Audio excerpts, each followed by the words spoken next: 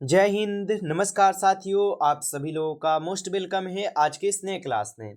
साथियों, आज की इस क्लास में हम सभी लोग जो है पढ़ने वाले हैं बीएसएससी कार्यालय परिचारी भर्ती 2025 के एग्जाम के लिए मोस्ट इम्पोर्टेंट प्रीवियस ईयर के क्वेश्चन को, जो कि साथियों आपके बीएसएससी कार्यालय परिचारी भर्ती 2025 के एग्जाम के लिए काफ़ी इम्पोर्टेंट है।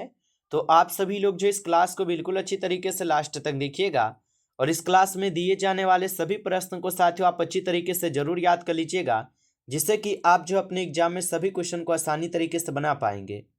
तो चलिए साथियों क्लास को स्टार्ट करते हैं। उनसे पहले यदि आप इस चैनल पर पहली बार जुड़े हैं तो साथियों आप जो इस चैनल को सब्सक्राइब कर लीजिए और सब्सक्राइब करके आप साथियों ऑल नोटिफिकेशन को जरूर ऑल पे दबा लीजिए, जिससे कि जब भी कोई नई क्लास हो साथियों सबसे पहले क्लास का नोटिफिकेशन आपके पास पहुंच सके। तो साथियों आप जो इस चैनल को सब्सक्राइब कर लीजिए, साथ ही साथ आप जो इस क्लास को भी लाइक साथियों जरूर कर लीजिएगा। तो चलिए साथियों क्लास को स्टार्ट करते हैं और देखिएगा क्वेश्चन क्या है। साथियों क्वेश्चन दिया गया है कि महात्मा गांधी का जो है जन्म साथियों कहाँ हुआ था। साथियों ये सभी क्वेश्चन जो है ना काफ़ी इंपॉर्टेंट और सिलेक्टेड क्वेश्चन है और आपके पेपर में साथियों 100% ये सभी क्वेश्चन आएंगे। आप लोग अच्छे से इन प्रश्नों को याद कर लीजिएगा और बताइएगा कि महात्मा गांधी का साथियों जन्म जो है कहाँ हुआ था। तो आप सभी लोग याद रख लीजिएगा, महात्मा गांधी जी का जन्म होता है पोरबंदर गुजरात में। ऑप्शन ए यहाँ पर आप सभी लोग का सही जवाब होगा। नेक्स्ट क्वेश्चन देखिएगा साथियों, क्वेश्चन है कि सबसे चमकीला ग्रह जो है ना कौन सा है। चलिए साथियों बताइए कि सबसे चमकीला ग्रह कौन सा है।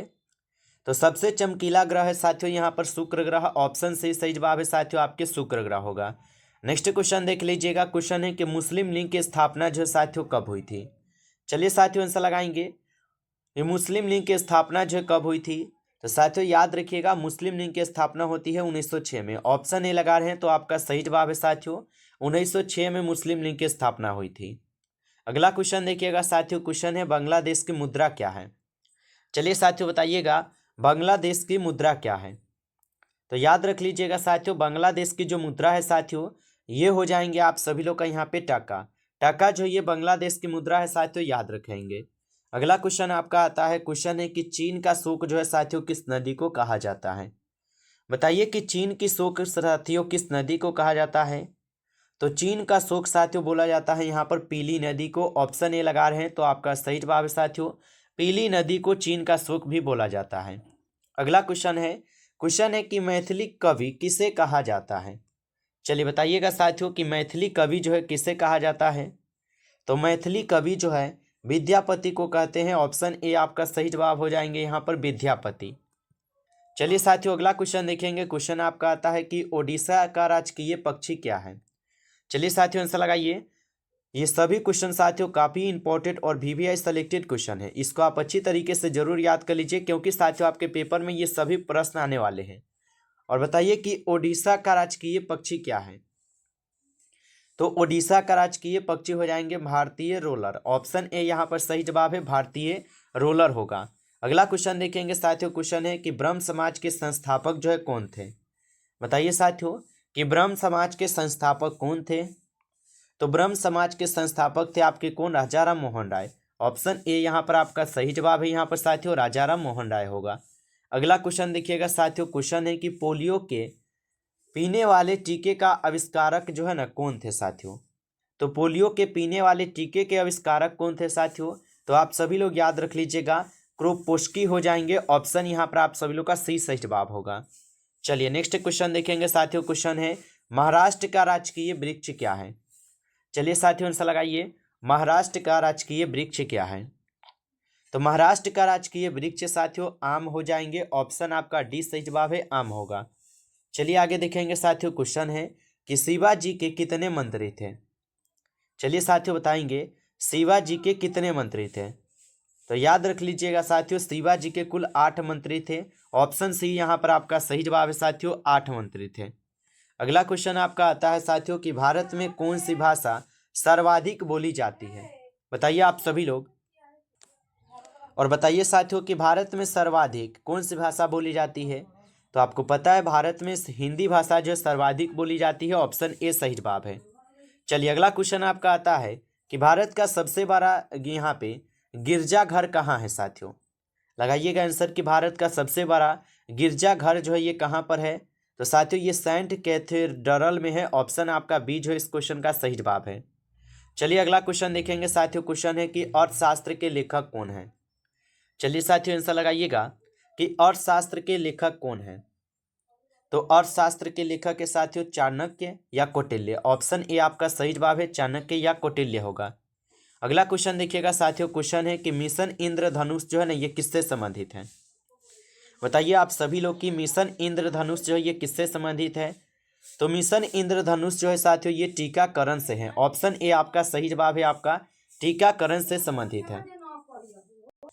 चलिए आगे बढ़ते हैं और अगला क्वेश्चन देखिएगा साथियों। क्वेश्चन क्या है? क्वेश्चन दिया गया है कि भाभा परमाणु अनुसंधान की स्थापना जो है कब की गई थी? चलिए साथियों आंसर लगाइए। साथियों अभी तक आप इस क्लास को लाइक नहीं किए हैं तो आप इस क्लास को एक बार ज़्यादा से ज़्यादा लाइक कर लीजिएगा। चैनल पे पहली बार जुड़े हैं तो आप इस चैनल को सब्सक्राइब करके आप ऑल नोटिफिकेशन को ऑल पे ज़रूर दबा लीजिए, जिससे कि जब भी कोई नई क्लास हो सबसे पहले क्लास का नोटिफिकेशन आपके पास पहुँच सके। तो साथियों आप इस चैनल को सब्सक्राइब कर लीजिए। साथ ही साथ यदि आपको रिवीजन के लिए पीडीएफ चाहिए तो साथियों आप कमेंट करके बताइएगा। बहुत सारे स्टूडेंट को साथियों हम प्रोवाइड कर चुके हैं, ठीक है। यदि अभी तक आपको नहीं मिला है तो आप कमेंट करके बताइएगा। चलिए बताइए कि भाभा परमाणु अनुसंधान की स्थापना जो है कब की गई थी? तो भाभा परमाणु अनुसंधान की स्थापना की जाती है 1954 में। ऑप्शन बी लगा रहे हैं तो सही जवाब है आपका 1954 में। नेक्स्ट क्वेश्चन है साथियों, अशोक किसका जो है उत्तराधिकारी था? चलिए साथियों बताइएगा अशोक जो है ये किसका उत्तराधिकारी था? तो अशोक जो है साथियों ये उत्तराधिकारी था बिंदुसार का। ऑप्शन ए सही जवाब है, बिंदुसार के थे साथियों, आप याद रखेंगे। चलिए आगे देखते हैं और अगला क्वेश्चन क्या है साथियों यहाँ पर आप सभी लोगों का। क्वेश्चन है कि हैजा रोग जो है ये किस जीवाणु के कारण होता है? चलिए बताइएगा साथियों कि हैजा रोग जो है ये किस जीवाणु के कारण होता है? तो याद रखिएगा हैजा रोग जो है ये आपके किस जीवाणु के कारण होते हैं? तो विक्रियो कॉर्लेरा के द्वारा होता है। ऑप्शन बी इस क्वेश्चन का सही जवाब है। अगला क्वेश्चन साथियों, बिहार राज्य की मुख्य नकद फसल कौन सी है? तो बिहार राज्य की मुख्य नकद फसल जो है साथियों यहाँ पे गन्ना है। ऑप्शन आपका सही जवाब है, गन्ना होगा। अगला क्वेश्चन देखेंगे साथियों। क्वेश्चन है आप सभी लोग का कि जल में वायु का बुलबुला किस लेंस की तरह कार्य करता है? तो जल में वायु का बुलबुला किस लेंस की तरह कार्य करता है? तो याद रखेंगे साथियों अवतल लेंस के द्वारा। ऑप्शन यहाँ पर आप सभी लोग का बी सही जवाब है। अगला क्वेश्चन आप लोगों का आता है कि गोबर गैस में कौन सी यहाँ पर गैस होती है? चलिए साथियों बताएंगे आप सभी लोग कि गोबर गैस में कौन सी गैस होती है? तो गोबर गैस में जो है साथियों यहाँ पर मीथेन गैस होती है। ऑप्शन ए यहाँ पे सही जवाब है, मीथेन गैस। चलिए आगे देखेंगे साथियों। क्वेश्चन है आपका कि ओजोन के क्षय का यहाँ पर कारण है। तो ओजोन के क्षय का कारण क्या है साथियों? तो ओजोन के क्षय का यहाँ पर कारण हो जाएंगे आप सभी लोगों का CFC यानी कि क्लोरोफ्लोरोकार्बन, इसका फुल फॉर्म है। ऑप्शन यहाँ पर आप सभी लोग का बी सही जवाब है साथियों, याद रखेंगे। अगला क्वेश्चन आता है कि केलामाइन किसका अयस्क है? तो केलामाइन जो है साथियों ये किसका अयस्क है? तो केलामाइन जो है साथियों ये अयस्क है जिंक का। ऑप्शन ए यहाँ पर सही जवाब है, जिंक का अयस्क है। आगे देखेंगे साथियों। क्वेश्चन है निम्न में से सबसे अच्छा नाभिकीय ईंधन कौन है? बताइए साथियों निम्न में से सबसे अच्छा नाभिकीय यहाँ पे ईंधन कौन हो जाएंगे? तो साथियों याद रखेंगे प्लूटोनियम हो जाएंगे। ऑप्शन डी इस क्वेश्चन का सही जवाब है, आपके प्लूटोनियम हो जाएंगे। अगला क्वेश्चन है कि वेग परिवर्तन की दर को कहते हैं। बताइए साथियों वेग परिवर्तन दर को क्या कहते हैं? तो वेग परिवर्तन की दर को साथियों हम यहाँ पे त्वरण कहते हैं। ऑप्शन डी यहाँ पे सही जवाब है, त्वरण कहते हैं। आगे देखेंगे साथियों। क्वेश्चन है कि हेलाइड अयस्क का उदाहरण है। बताइए आप सभी लोग कि हेलाइड अयस्क का उदाहरण क्या होगा?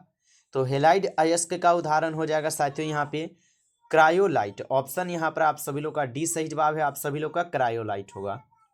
अगला क्वेश्चन आता है आप सभी लोग का निम्नलिखित में से कौन यौगिक नहीं है? बताइए आप सभी लोग कि निम्नलिखित में से कौन यौगिक नहीं है? तो याद रख लीजिएगा आप सभी लोग हवा जो है ये आपके यौगिक नहीं है। ऑप्शन डी आपका सही जवाब होगा। आगे देखिए क्वेश्चन क्या है साथियों? क्वेश्चन है साथियों आप सभी लोग का कि चिपको आंदोलन का मुख्य उद्देश्य क्या था? बताइए कि चिपको आंदोलन का मुख्य उद्देश्य क्या था? तो चिपको आंदोलन का मुख्य उद्देश्य था साथियों वृक्ष को बचाना, ठीक है। ऑप्शन ए जो है यहाँ पर आपका बिल्कुल सही जवाब है, याद रखिएगा, वृक्ष को बचाना होगा। अगला क्वेश्चन आता है कि ताप बढ़ने से चालक का प्रतिरोध बढ़ता है, घटता है, घटता नहीं है, और इनमें से कोई नहीं। तो क्या होगा यहाँ पे सही जवाब? तो ताप बढ़ने पर चालक का प्रतिरोध साथियों बढ़ता है। ठीक है, याद रखेंगे, बढ़ता है, ऑप्शन ए हो जाएगा सही जवाब। अगला क्वेश्चन देखिएगा, यहाँ पे क्वेश्चन है हिटलर किसका प्रवर्तक था, बताइए। तो हिटलर जो है साथियों ये तो प्रवर्तक थे नाजीवाद का। ठीक है, ऑप्शन ए हो जाएगा यहाँ पे सही जवाब, नाजीवाद का प्रवर्तक था। आगे देखेंगे साथियों, क्वेश्चन है कि धुएं और कोहरे का सम्मिलन रूप कहलाता है। तो धुएं और कोहरे का जो सम्मिलन होता है साथियों ये क्या कहलाता है? तो ये आपके धुंध कहलाते हैं। ठीक है, ऑप्शन आपका डी हो जाएगा, धुंध कहलाता है। आगे देखेंगे, क्वेश्चन है यहाँ पर आप सभी लोग का, बिहार का कितना क्षेत्र वनों से यहाँ पे आच्छादित है, बताइए आप सभी लोग, लगाइए आंसर क्या होगा कि बिहार का कितना क्षेत्र जो है ना वनों से आच्छादित है। तो आप याद रख लीजिएगा 0.7 हो जाएंगे, ऑप्शन आपका डी सही जवाब है, 0.7 होगा। आगे देखिएगा, क्वेश्चन है कि भारतीय संविधान में मौलिक कर्तव्य किस देश से लिया गया है। तो भारतीय संविधान में जो मौलिक कर्तव्य है साथियों ये किस देश से लिए गए हैं? तो आप याद रख लीजिएगा ये साथियों रूस से ली गई है। ऑप्शन यहाँ पर आप सभी लोग का बी है, तो बिल्कुल सही जवाब है साथियों, रूस से ली गई है, याद रखेंगे। अगला क्वेश्चन आपका आता है, किस देश की सीमा सर्वाधिक पड़ोसी देशों की सीमा को स्पर्श करती है? तो किस देश की सीमा सर्वाधिक पड़ोसी देशों की सीमा को स्पर्श करती है? तो साथियों चीन करते हैं, ऑप्शन ए यहाँ पे सही जवाब है, चीन होगा। नमस्कार साथियों, इस क्लास में कुल आपके 65 तक क्वेश्चन थे जो कि काफ़ी इंपॉर्टेंट और सिलेक्टेड क्वेश्चन थे। साथियों यदि आपको ये क्लास अच्छा लगा हो तो आप इस क्लास को ज़्यादा से ज़्यादा लाइक कर लीजिएगा।